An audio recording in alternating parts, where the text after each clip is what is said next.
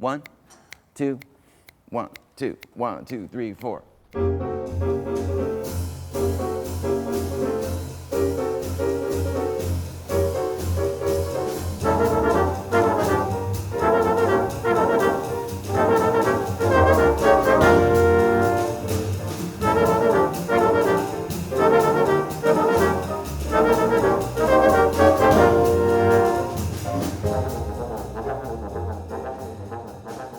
We're not trying to make people into great trombone players. Our goal is to become creative musicians. And jazz is our palette and trombone is our brush. It has a lot of human-like qualities, but it becomes an expression, and it's a very vocal expression. And that's why I'm always telling these guys and reminding them over and over again, they're not trombonists, they're singers.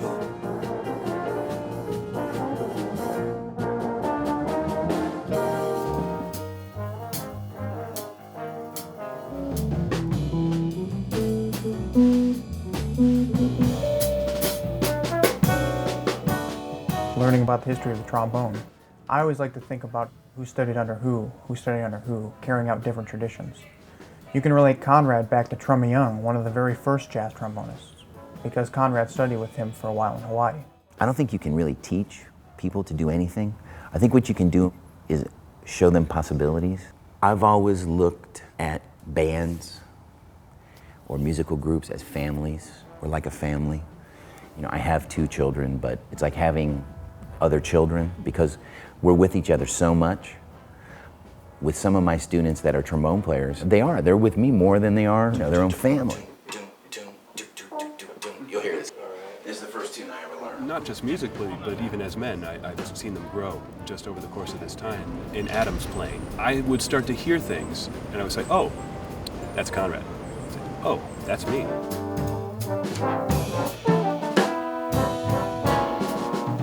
Adam is an incredibly hard worker. He's on a mission.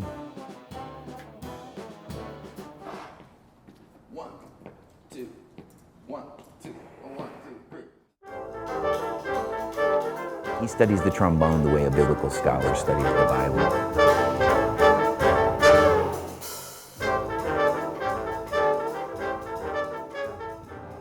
I'm excited for the guys because we're going to Nashville tomorrow. The very first International Trombone Festival ever held was in Nashville.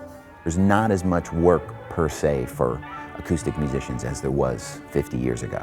Every Broadway show had 40-piece orchestra, and now a lot of that's not there. So for a young, really talented young player, these competitions help give them exposure. I'm performing in 2 of the competitions here at the International Trombone Federation.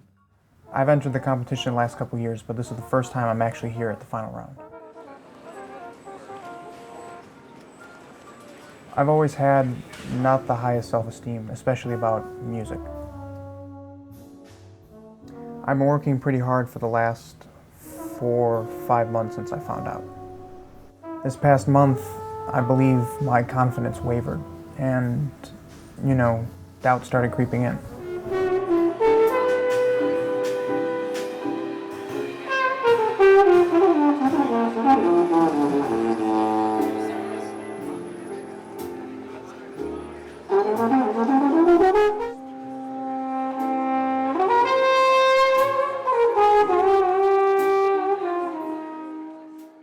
That rehearsal last night, I've never seen Conrad quite like that. The kinds of things that he was saying last night and the kinds of things he was demonstrating and getting out of us was why he's not only one of the best players in the world, but one of the best teachers.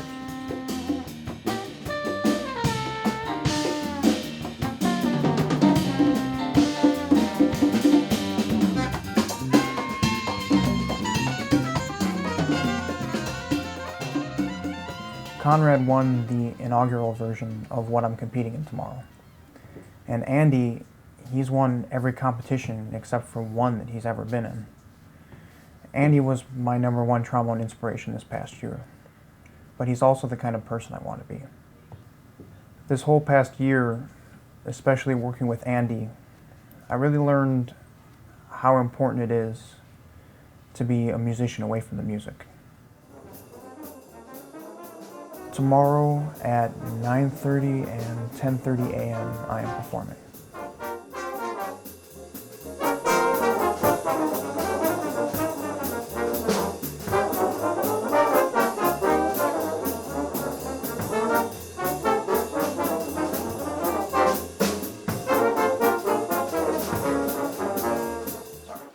Okay, it just needs to be tight. If I can make those two proud, no matter what I do tomorrow, I'm happy with that.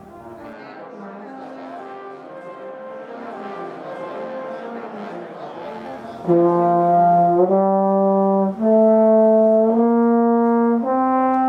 definitely a little nervous. Unfortunately, sometimes I let my emotions get the better of me, and it does affect the way I play.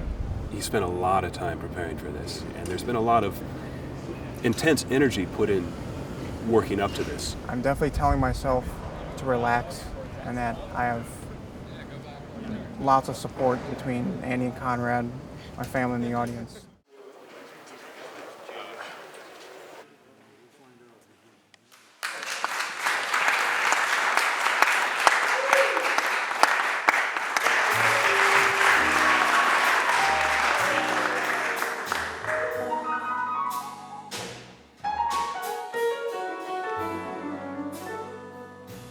The whole competition is me against myself right now.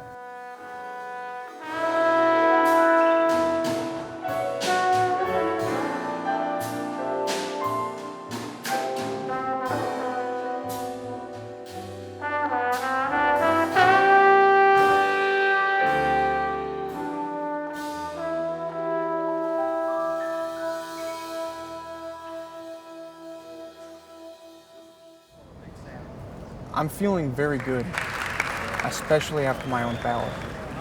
Once I hit that, I thought to myself that was the best I've ever played that song.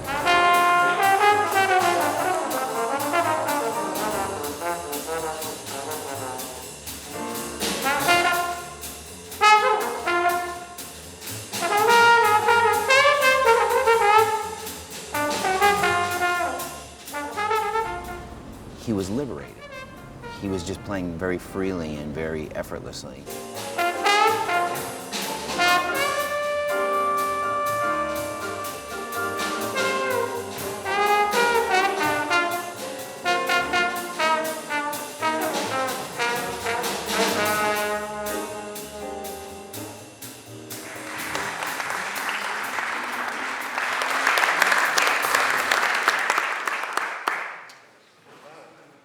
The finalists are Kevin Hicks, Robert Edwards, and Adam McCaskey. So would you guys come up, please?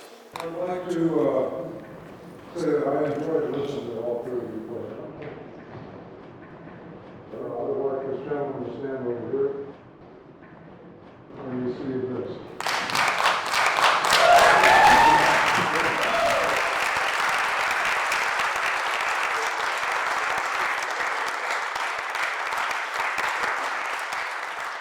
It was a victory within himself.